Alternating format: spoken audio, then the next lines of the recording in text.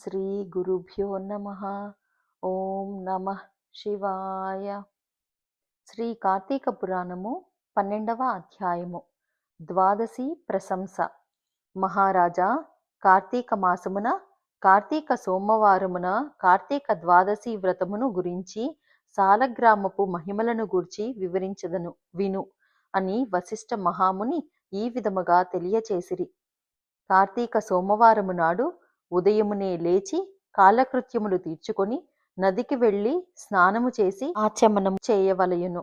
తరువాత శక్తి కొలది బ్రాహ్మణునకు దానమిచ్చి ఆ రోజంతయు ఉపవాసముండి సాయంకాలము శివాలయమునకు గాని విష్ణవాలయమునకు గాని వెళ్ళి దేవుని పూజించి నక్షత్ర దర్శనము చేసుకొని పిమ్మట భుజింపవలయును. ఈ విధముగా చేసిన వారికి సకల సంపదలు కలుగటయేగాక మోక్షము కూడా పొందుదురు. కార్తీక మాసములో శని త్రయోదశి వచ్చిన ఎడల ఆ వ్రతం ఆచరించినచో 100 రెట్లు ఫలితము కలుగును. కార్తీక శుద్ధ ఏకాదశి రోజున పూర్ణోపవాసముండి ఆ రాత్రి విష్ణవాలయమునకు వెళ్ళి శ్రీహరిని మనసారా ధ్యానించి శ్రీహరి సన్నిధిని పురాణ కాలక్షేపము చేసి మరునాడు బ్రాహ్మణ సమారాధన చేసిన 1,000,000 యజ్ఞముల ఫలితము కలుగును. ఈ విధముగా చేసిన వారలకు సూర్యగ్రహణ సమయమున గంగా నదిలో స్నానము చేసి 1,000,000 బ్రాహ్మణులకు భోజన దానము చేసినంత పుణ్యము కలుగునో దానికంటే అధికముగా ఫలము కలుగును. కార్తీక శుద్ధ ద్వాదశి నాడు శ్రీమన్నారాయణుడు శేష పానుపు నుండి లేచును కనుక కార్తీక శుద్ధ ద్వాదశి వ్రతము విష్ణువునకు ఇష్టము. ఆ రోజున శ్రీమంతులు ఎవరైనా ఆవు కొమ్ములకు బంగారు తొడుగులు తగిలించి ఆవు కాళ్లకు వెండి డెక్కలు తగిలించి దూటతో సహా బ్రాహ్మణునకు దానమిచ్చిన ఎడల ఆ ఆవు శరీరమందు ఎన్ని రోమములు కలవో అన్ని సంవత్సరములు ఇంద్రలోకములో స్వర్గసుఖములందుదురు.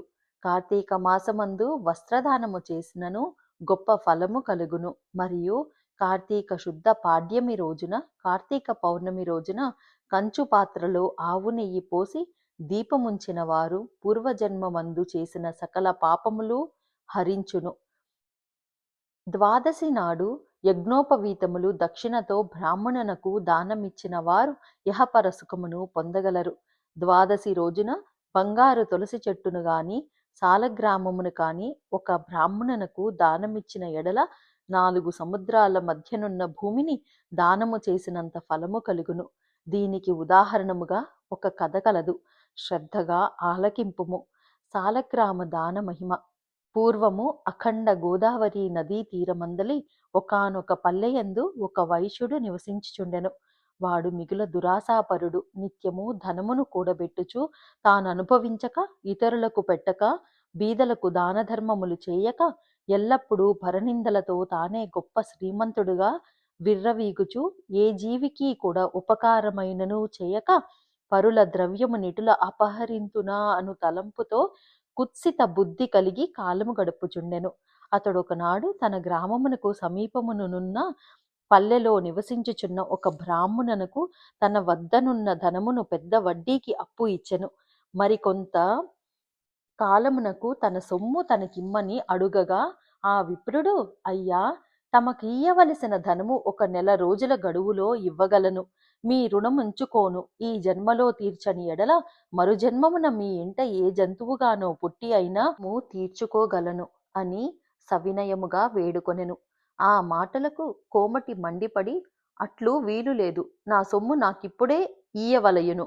లేని ఎడల నీ కంఠమును నరికి వేయుదును అని ఆవేశం కొలది వెనుక ముందు ఆలోచించక తన మొలనున్న కత్తితో ఆ బ్రాహ్మణుని కుత్తుకను కోసెను.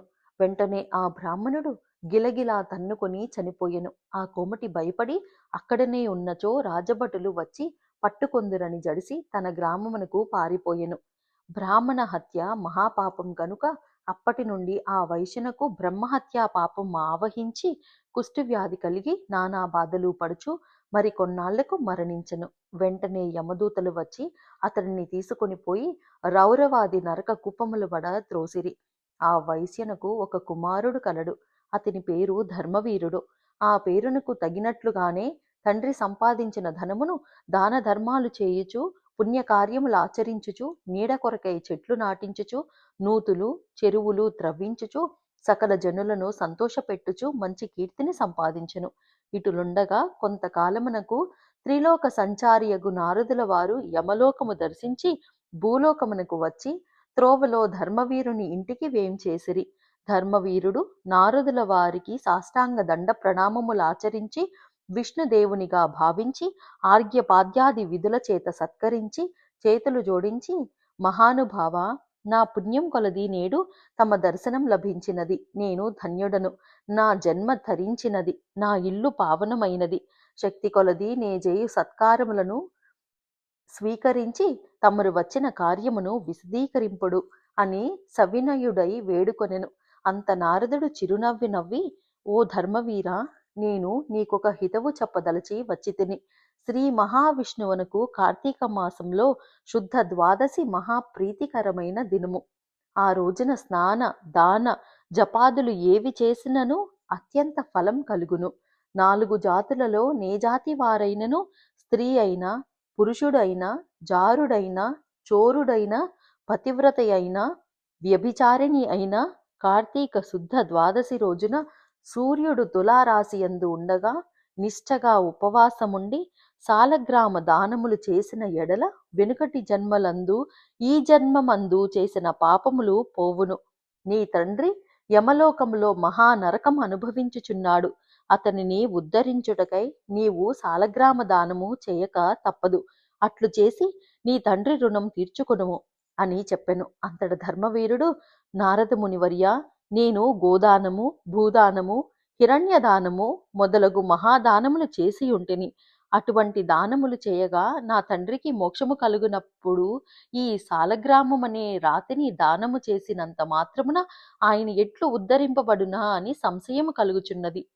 దీని వలన ఆకలిగొన్నవాని ఆకలి తీరునా, దాహం గొన్నవానికి దాహం తీరునా కాక ఎందులకి దానము చేయవలయును? నేనీ సాలగ్రామ దానము మాత్రము చేయజాలనని నిష్కర్షగా పలికెను. వీరుని అవివేకమునకు విచారించి, వైశ్యుడా, సాలగ్రామమును శిలామాత్రముగా ఆలోచించితివి. అది శిల కాదు, శ్రీహరి యొక్క రూపము. అన్ని దానముల కంటే సాలగ్రామ దానము చేసినచో కలుగు ఫలమే గొప్పది. నీ తండ్రిని నరకబాధ నుండి విముక్తిని గావింపనెంచితివేని ఈ దానము తప్ప మరొక మార్గము లేదు అని చెప్పి నారదుడు వెడలిపోయెను. ధర్మవీరుడు ధనబలము గలవాడైయుండియు దాన సామర్థ్యము కలిగియుండియు కూడా సాలగ్రామ దానము చేయలేదు. కొంతకాలమునకు అతడు చనిపోయెను. నారదుడు చెప్పిన హితబోధను పెడచెవిన పెట్టుట చేత మరణానంతరం 7 జన్మల యందు పులియై పుట్టి, మరి 3 జన్మలందు వానరమై పుట్టి, 5 జన్మలు ఎద్దుగా పుట్టి, 10 జన్మలు మానవ స్త్రీగా పుట్టి, 10 జన్మలు పందిగా జన్మించి ఉండెను. అట్లు జరిగిన తరువాత 11వ జన్మలో ఒక పేద బ్రాహ్మణుని ఇంట స్త్రీగా పుట్టగా ఆమెకు యవ్వన కాలము రాగా ఆ పేద బ్రాహ్మణుడు ఒక విద్వాంసునికి ఇచ్చి పెండ్లి చేసెను. పెండ్లి అయిన కొంతకాలమునకు ఆమె భర్త చనిపోయెను. చిన్నతనమందే ఆమెకు అష్టకష్టములు సంభవించినందులకు తల్లిదండ్రులు బంధుమిత్రులు చాలా దుఃఖించిరి. తండ్రి ఆమెకు విపత్తు ఎందువలన కలిగిన అని దివ్య దృష్టితో గ్రహించి వెంటనే ఆమె చేత సాలగ్రామ దానము చేయించి, నాకు బాల వైధవ్యమునకు కారణమైన పూర్వజన్మ పాపము నశించుగాక అని చెప్పించి సాలగ్రామ దాన ఫలమును ధారవోయించెను. ఆ రోజు కార్తీక సోమవారమగుట వలన ఆ సాలగ్రామ దాన ఫలముతో ఆమె భర్త జీవించెను. పిదప ఆ నూతన దంపతులు చిరకాలము సకల సౌఖ్యములతో జీవించి జన్మాంతరమున స్వర్గమును కరిగిరి. మరికొంతకాలమునకు ఆ బ్రాహ్మణ పుత్రిక మరొక బ్రాహ్మణుని ఇంట కుమారుడుగా పుట్టి నిత్యము సాలగ్రామ దానము చేయుచు ముక్తి నొందెను. కావున ఓ జనక, కార్తీక శుద్ధ ద్వాదశి రోజున సాలగ్రామ దానం చేసిన దాన ఫలము ఇంతింతగాదు, ఎంతో ఘనమైనది. కావున నీవును ఆ సాలగ్రామ దానమును చేయుము. ఇట్లు స్కాంద పురాణాంతర్గత వశిష్ఠ ప్రోక్త కార్తీక మహాత్మ్యమందలి ద్వాదశాధ్యాయము 12వ రోజు పారాయణము సమాప్తము. సర్వం శ్రీ సాయినాథార్పణమస్తు. శుభం భవతు.